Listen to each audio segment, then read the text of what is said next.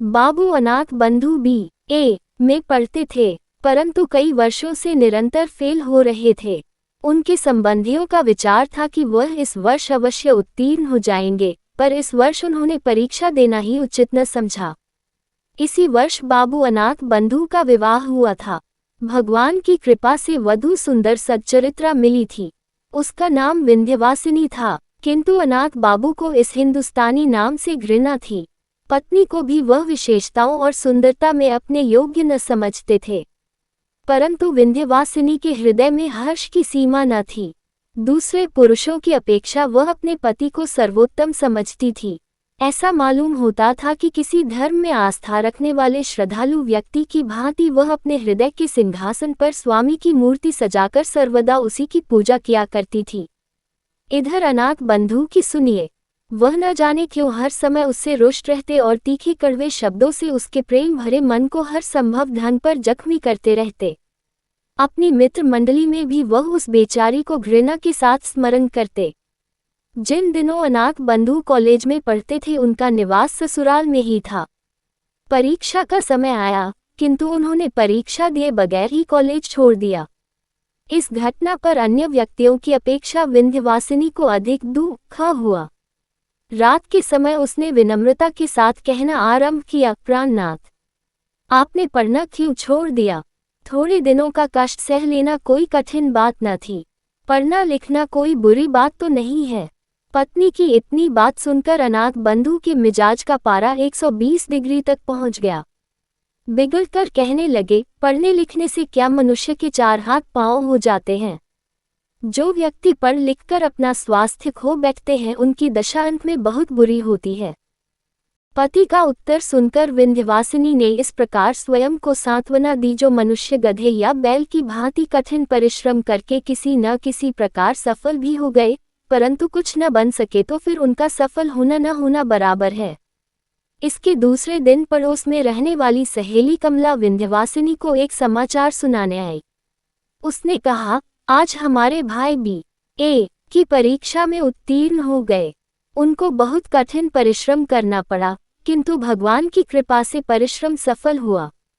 कमला की बात सुनकर विंध्य ने समझा कि पति की हंसी उड़ाने को कह रही है।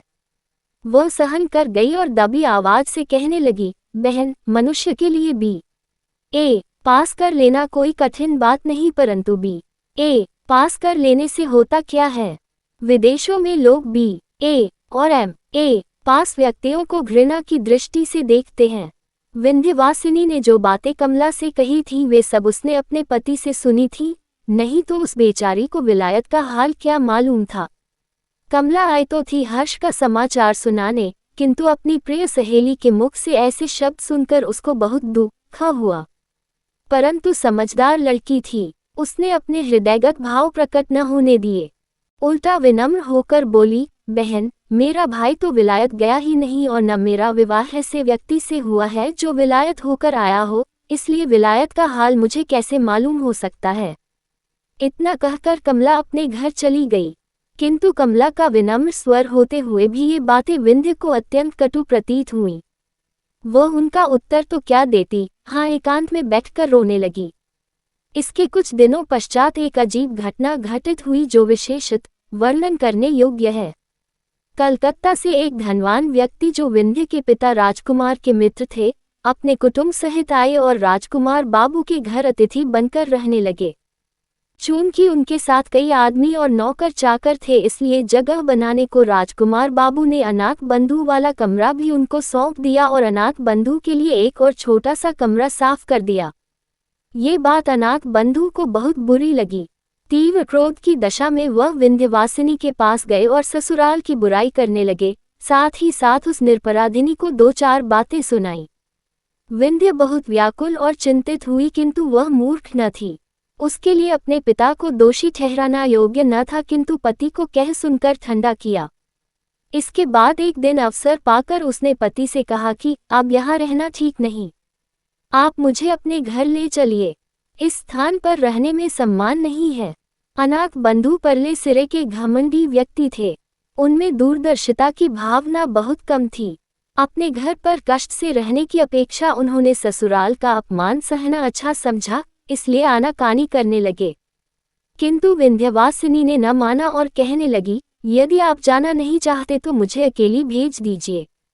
कम से कम मैं ऐसा अपमान सहन नहीं कर सकती। इस पर अनाथ बंधु विवश हो घर जाने को तैयार हो गए।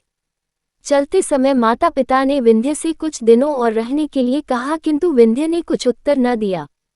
ये देखकर माता पिता के हृदय में शंका हुई। उन्होंने कहा, बेटी विंध्य, यदि हमसे कोई ऐसी वैसी बात हुई हो तो उसे भुला देना। बेटी ने नम्रतापूर्वक पिता के मुंह की ओर देखा, फिर कहने लगी, पिताजी, हम आपके ऋण से कभी उऋण नहीं हो सकते। हमारे दिन सुख से बीते। और कहते कहते विंध्य का गला भर आया, आंखों से आंसू से बहने लगे। इसके पश्चात उसने हाथ जोड़कर माता पिता से विदा चाही और सबको रोता हुआ छोड़कर पति के साथ चल दी। कलकत्ता के धनवान और ग्रामीण जमींदारों में बहुत बड़ा अंतर है। जो व्यक्ति सर्वदा नगर में रहा हो उसे गांव में रहना अच्छा नहीं लगता। किंतु विंध्य ने पहली बार नगर से बाहर कदम रखने पर भी किसी प्रकार का कष्ट प्रकट न किया, बल्कि ससुराल में हर प्रकार से प्रसन्न रहने लगी। इतना ही नहीं, उसने अपनी नारी सुलभ चतुरता से बहुत शीघ्र अपनी सास का मन मोह लिया। ग्रामीण स्त्रियां उसके गुणों को देखकर प्रसन्न होती थीं, परंतु सब कुछ होते हुए भी विंध्य प्रसन्न न थी। अनाथ बंधु के 3 भाई और थे, 2 छोटे एक बड़ा। बड़े भाई परदेश में 50 रुपये के नौकर थे। इससे अनाथ बंधु के घर बार का खर्च चलता था। छोटे भाई भी स्कूल में पढ़ते थे।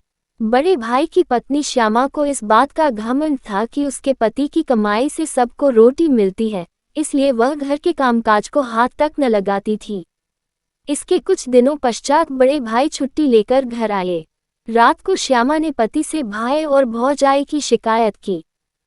पहले तो पति ने उसकी बातों को हंसी में उड़ा दिया, परंतु जब उसने कई बार कहा तो उन्होंने अनाथ बंधु को बुलाया और कहने लगे, भाई, 50 रुपये में हम सबका गृहस्थ नहीं चल सकता, अब तुमको भी नौकरी की चिंता करनी चाहिए। ये शब्द उन्होंने बड़े प्यार से कहे थे, परंतु अनाथ बंधु बिगड़कर बोले, भाई साहब, 2 मुट्ठी भर अन्न के लिए आप इतने रुष्ट होते हैं। नौकरी तलाश करना कोई बड़ी बात नहीं, किंतु हमसे किसी की गुलामी नहीं हो सकती। इतना कहकर वह भाई के पास से चले आए। इन्हीं दिनों गांव के स्कूल में 3rd मास्टर का स्थान खाली हुआ था। अनाथ बंधु की पत्नी और उनके बड़े भाई ने उस स्थान पर उनसे काम करने के लिए बहुत कहा, किंतु उन्होंने ऐसी तुच्छ नौकरी स्वीकार न की। अब तो अनाथ बंधु को केवल विलायत जाने की धुन समाई हुई थी। एक दिन अपनी पत्नी से कहने लगे, देखो, आजकल विलायत गए बिना मनुष्य का सम्मान नहीं होता और न अच्छी नौकरी मिल सकती है। इसलिए हमारा विलायत जाना आवश्यक है। तुम अपने पिता से कहकर कुछ रुपया मंगा दो तो हम चले जाएं। विलायत जाने की बात सुनकर विंध्य को बहुत दुख हुआ। पिता के घर से रुपया मंगाने की बात से बेचारी की जान ही निकल गई। दुर्गा पूजा के दिन समीप आए तो विंध्य के पिता ने बेटी और दामाद को बुलाने के लिए आदमी भेजा। विंध्य खुशी खुशी मैके आई। माँ ने बेटी और दामाद को रहने के लिए अपना कमरा दे दिया। दुर्गा पूजा की रात को ये सोचकर कि पति न जाने कब वापस आए, विंध्य प्रतीक्षा करते करते सो गई। सुबह उठी तो उसने अनाथ बंधु को कमरे में न पाया। उठकर देखा तो माँ का लोहे का संदूक खुला पड़ा था। सारी चीजें इधर उधर बिखरी पड़ी थीं और पिता का छोटा कैश बॉक्स जो उसके अंदर रखा था, गायब था। विंध्य का हृदय धड़कने लगा। उसने सोचा कि जिस बदमाश ने चोरी की है उसी के हाथों पति को भी हानि पहुंची है। परंतु थोड़ी देर बाद उसकी दृष्टि एक कागज के टुकड़े पर जा पड़ी। वह उठाने लगी तो देखा कि पास ही कुंजियों का एक गुच्छा पड़ा है। पत्र पढ़ने से मालूम हुआ कि उसका पति आज ही प्रातः जहाज पर सवार होकर विलायत चला गया है। पत्र पढ़ते ही विंध्य की आंखों के सामने अंधेरा छा गया। वह दुख के आघात से जमीन पर बैठ गई और आंचल से मुंह ढांपकर रोने लगी। आज सारे बंगाल में खुशियां मनाई जा रही थीं, किंतु विंध्य के कमरे का दरवाजा अब तक बंद था। इसका कारण जानने के लिए विंध्य की सहेली कमला ने दरवाजा खटखटाना आरंभ किया, किंतु अंदर से कोई उत्तर न मिला तो वह दौड़कर विंध्य की मां को बुला लाई। मां ने बाहर खड़ी होकर आवाज दी, विंध्य, अंदर क्या कर रही है? दरवाजा तो खोल बेटी। माँ की आवाज पहचानकर विंध्य ने झट आंसुओं को पोंछ डाला और कहा, माताजी, पिताजी को बुला लो। इससे माँ बहुत घबराए, अतः उसने तुरंत पति को बुलवाया। राजकुमार बाबू के आने पर विंध्य ने दरवाजा खोल दिया और माता पिता को अंदर बुलाकर फिर दरवाजा बंद कर लिया। राजकुमार ने घबराकर पूछा, विंध्य, क्या बात है? तू रो क्यों रही है? ये सुनते ही विंध्य पिता के चरणों में गिर पड़ी और कहने लगी, पिताजी, मेरी दशा पर दया करो, मैंने आपका रुपया चुराया है। राजकुमार आश्चर्यचकित रह गए। उसी हालत में विंध्य ने फिर हाथ जोड़कर कहा, पिताजी, इस अभागिन का अपराध क्षमा कीजिए। स्वामी को विलायत भेजने के लिए मैंने ये नीच कर्म किया है। अब राजकुमार को बहुत क्रोध आया। डांट कर बोला, दुष्ट लड़की, यदि तुझको रुपये की आवश्यकता थी तो हमसे क्यों न कहा? विंध्य ने डरते डरते उत्तर दिया, पिताजी, आप उनको विलायत जाने के लिए रुपया न देते। ध्यान देने योग्य बात है कि जिस विंध्य ने कभी माता पिता से रुपये पैसे के लिए विनती तक न की थी, आज वह पति के पाप को छिपाने के लिए चोरी का इल्जाम अपने ऊपर ले रही है। विंध्यवासिनी पर चारों ओर से घृणा की बौछारें होने लगीं। बेचारी सब कुछ सुनती रही, किंतु मौन थी। तीव्र क्रोधावेश की दशा में राजकुमार ने बेटी को ससुराल भेज दिया। इसके बाद समय बीतता गया, किंतु अनाथ बंधु ने विंध्य को कोई पत्र न लिखा और न अपनी माँ की ही कोई सुध-बुध ली। पर जब आखिरकार सब रुपये जो उनके पास थे खर्च हो गए तो बहुत ही घबराए और विंध्य के पास एक तार भेजकर तकाजा किया। विंध्य ने तार पाते ही अपने बहुमूल्य आभूषण बेच डाले और उनसे जो मिला वह अनाथ बाबू को भेज दिया। अब क्या था, जब कभी रुपयों की आवश्यकता होती वह झट विंध्य को लिख देते और विंध्य से जिस तरह बन पड़ता, अपने रहे सहे आभूषण बेचकर उनकी आवश्यकताओं को पूरा करती रहती। यहाँ तक कि बेचारी गरीब के पास कांच की 2 चूड़ियों के सिवाय कुछ भी शेष न रहा। अब अभागी विंध्य के लिए संसार में कोई सुख शेष न रहा था। संभव था वह किसी दिन दुखी हालत में आत्महत्या कर लेती, किंतु वह सोचती कि मैं स्वतंत्र नहीं, अनाथ बंधु मेरे स्वामी हैं। इसलिए कष्ट सहते हुए भी वह जीवन के दुख उठाने पर विवश थी। अनाथ बंधु के लिए वह जीवित रहकर अपना कर्तव्य पूरा कर रही थी, किंतु अब चूंकि उसके लिए विरह का दुख सहना कठिन हो गया था, इसलिए विवश होकर उसने पति के नाम वापस आने के लिए पत्र लिखा। इसके थोड़े दिनों बाद अनाथ बंधु बैरिस्टरी पास करके साहब बहादुर बने हुए वापस लौट आए, परंतु देहात में बैरिस्टर साहब का निर्वाह होना कठिन था, इसलिए पास ही एक कस्बे में होटल का आश्रय लेना पड़ा। विलायत में रहकर अनाथ बंधु के रहन सहन में बहुत अंतर आ गया था। वह ग्रामीणों से घृणा करते थे। उनके खान पान और रहन सहन के तरीकों से ये भी मालूम न होता था कि वह अंग्रेज है या हिंदुस्तानी।